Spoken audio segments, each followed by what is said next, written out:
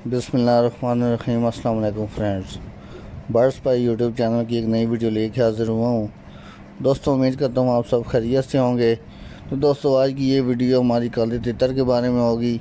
आज की इस वीडियो के अंदर मैं आपको बताऊंगा कि गर्मियों के अंदर आप अपने काले तितर को नज़ला ज़ुकाम से कैसे महफूज कर सकते हैं। एक देसी तरीका, आपको देसी नुस्खा बताऊँगा जिसको आप इस्तेमाल करते हुए अपने तितर को जो है वो नज़ला ज़ुकाम से बचा सकते हैं। तो दोस्तों, वीडियो बहुत ज़्यादा इम्पोर्टेंट है। वीडियो शुरू करने से पहले आपसे एक ही रिक्वेस्ट है कि वीडियो को लास्ट तक ज़रूर देखें, और जो दोस्त हमारे चैनल के ऊपर नए हैं उनसे भी एक रिक्वेस्ट है कि वो हमारे चैनल को सब्सक्राइब कर लें और साथ बने हुए बेल आइकन को लाजमी प्रेस करें ताकि मैं जो भी वीडियो अपने चैनल पे अपलोड करूं उसका नोटिफिकेशन आप तक जल्दी और बआसानी पहुंच सके। तो चलें दोस्तों, शुरू करते हैं आज की इस वीडियो को। तो दोस्तों, मैं सबसे पहले आपको बताता चलूं कि काले तितर को जो है वो ज़ुकाम गर्मियों के अंदर क्यों होता है, उसकी वजूहत क्या होती हैं। दोस्तों, जो पहली वजह ये है कि अगर आप अपने तितर को जो है वो टाइम पे पानी नहीं देते, बहुत ज़्यादा लेट पानी देते हैं, उसको प्यास जो है वो बहुत ज़्यादा लग जाती है, तो आप उसको लेट पानी देते हैं जिसकी वजह से वो जल्दी जल्दी पानी पीने की कोशिश करता है। उस वजह से जो है वो पानी उसकी नाक में भी चला जाता है जिसकी वजह से उसको नज़ला ज़ुकाम हो सकता है। एक तो ये वजह होती है पानी लेट देने की, तो आप जो है तितर को पानी टाइम पे दिया करें। तो दूसरी वजह क्या होती है दोस्तों, खुराक साफ़ करके ना देना।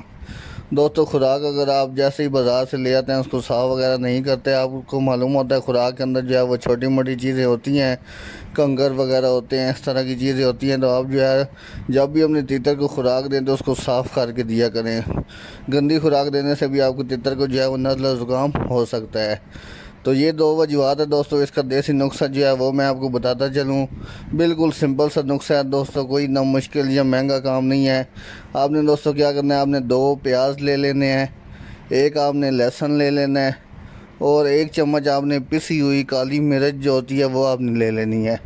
दोबारा दोस्तों आपको बता दूँ, 2 अदद प्याज, एक आपने लहसुन ले लेना है और 1 चम्मच आपने काली पिसी हुई मिर्च ले लेनी है।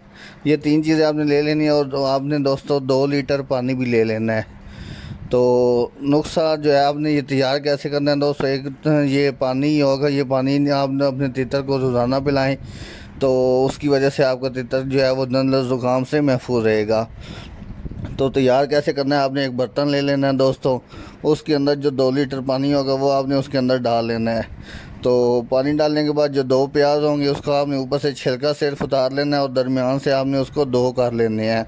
बिल्कुल छोटा छोटा नहीं काटना, सिर्फ उसका छिलका उतार लेना है और दरमियान से आपने 2 कर लेने हैं दोनों को। वो 4 पीस बन जाएंगे, वो आपने उसके अंदर डाल देने हैं पानी में।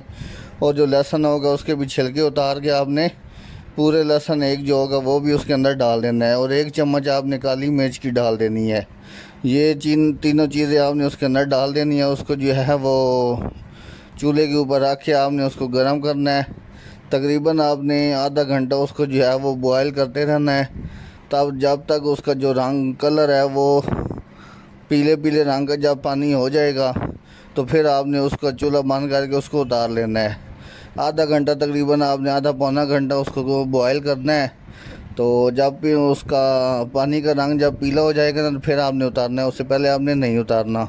तो नीचे उतार के उसको आप ठंडा कर लें।